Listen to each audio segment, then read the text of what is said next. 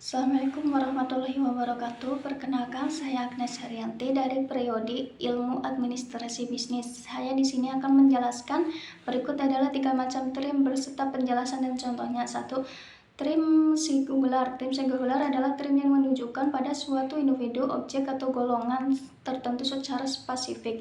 Contohnya, gunung tertinggi di Indonesia. Yang kedua, trim general umum. Trim general umum adalah trim yang dapat digunakan untuk setiap anggota suatu kelas dengan arti yang sama tanpa pembatasan kuantitas atau kualitas. Contohnya manusia, mahasiswa, buku.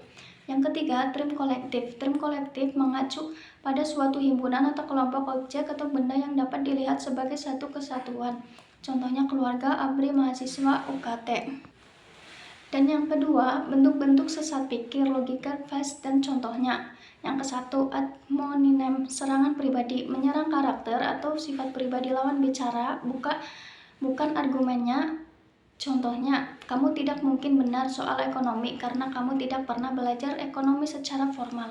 Yang kedua, statement, manusia jerami, menyederhanakan atau memperbalikkan argumen lawan agar mudah diserang. Contohnya, saat seseorang mengkritik pembangunan inspektur yang berlebihan karena merusak alam, lawan langsung mendukungnya. Tidak suka pemerintah, padahal kritiknya hanya soal dampak lingkungan.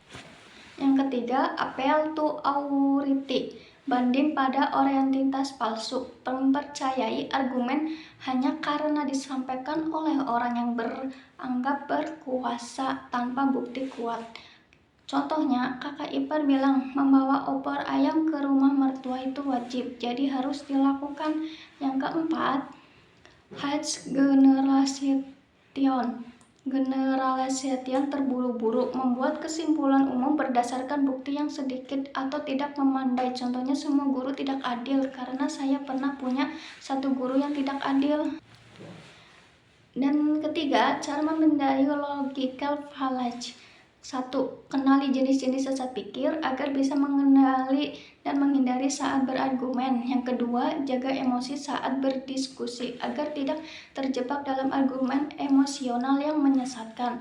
Yang ketiga, berpikir kritis dan terbuka untuk melakukan cross-check terhadap argumen sendiri dan orang lain. Yang keempat, buat catatan atau poin sebelum berargumen untuk memastikan argumen tersusun dengan logis dan runtut. Demikian memahami bentuk-bentuk sesat pikir, menerapkan cara di atas, kita dapat menghindari kesalahan penalaran dan membuat argumen yang lebih valid dan meyakinkan. Sekian dari saya, terima kasih. Wassalamualaikum warahmatullahi wabarakatuh.